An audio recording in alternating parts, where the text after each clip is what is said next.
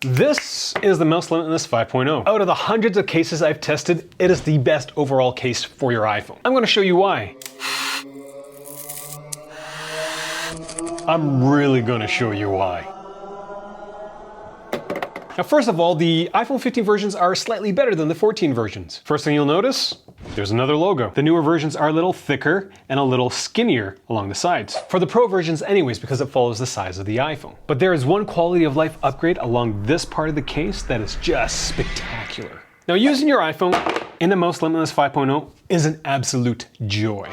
In general, there is a lot of subtle design cues that Mous does with their cases that other cases do not. The iPhone 15 version still has floating buttons, but unlike the 14 version, it doesn't rattle. With the Pro version of the cases, the action button also has a floating button, which is awesome because the action button I use a lot. The cutouts at the bottom are large and work with any awkward USB-C cables you might have. And you've got not one, but two lanyard attachment points, so you can sling your iPhone over your neck if you really wanted to. When it comes to screen access, Mous still retains that tapered edge where the corners are much higher than the center part of the case. This is awesome because it minimizes the speed bump feeling you get with other cases. And because Mous has those tapered edges, the corners can be larger. This is a D-brand grip, and the Mous case, despite being slightly thinner, actually has an extra millimeter of clearance. So when you go to pick up your iPhone, like so, it's just easier. Mous is just so good about the small things. Small things. Now, the biggest quality of life upgrade for this product is the overall finish. It is miles ahead of what you would find on a OtterBox Symmetry and is actually, I think, in my perspective, better than Catalyst Influence, which is saying something. But the grip isn't as abrasive as you would find on a D-brand grip. There's a discrete set of grip strips along the edge, and the combination with the grip strip and the finish just makes this entire thing just grip-tastic. Another small thing that makes this case pretty awesome is the angle of the notches on the grip strips. When holding your iPhone, they actually kind of nudge your iPhone into your palm if you start to drop it.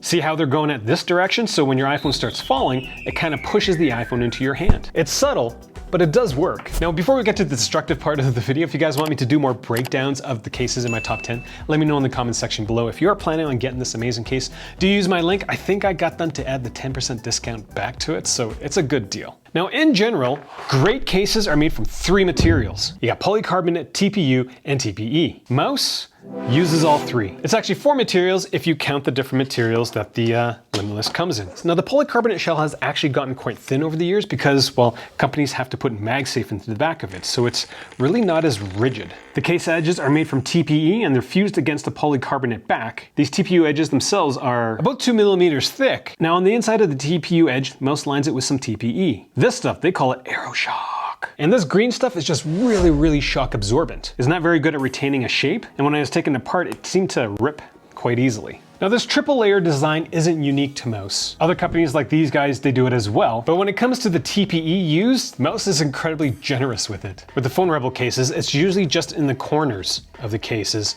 not along the edges. Mous is pretty like, you get TPE, and you get TPE, you get TPE, Monty gets TPE. Now, the final piece of the puzzle to help the case maintain its structure is the actual finish. I took apart my carbon fiber case, and the thickness of the backing is very similar to the thickness of this Pataka case. It's like Mous isn't cheaping out on anything. The last thing I'll note is the inside of the case has a piece of microfiber. This stuff is in the case to minimize scratches to the back of your case if debris gets stuck in it. If you ever want to know if a case manufacturer is cheap or not, check the inside of the case. If there's no microfiber, then they're trying to cut costs, because microfiber should be in every single iPhone case from my perspective anyways. Because who wants to have this beautiful back scratched? Who wants their back scratched? Oh, Monty wants his back scratched. So that's all the stuff that goes into a Mous Limitless 5.0 for the iPhone 15s. This thing handles well, and it's going to be very, very protective. So when you're dropping your iPhone because you're bored, your iPhone's gonna be fine. When you're dropping it from face height while you're trying to eat healthy, well, it's gonna be fine. When you're walking and you forget that you got 2 feet, well, it's gonna be fine too.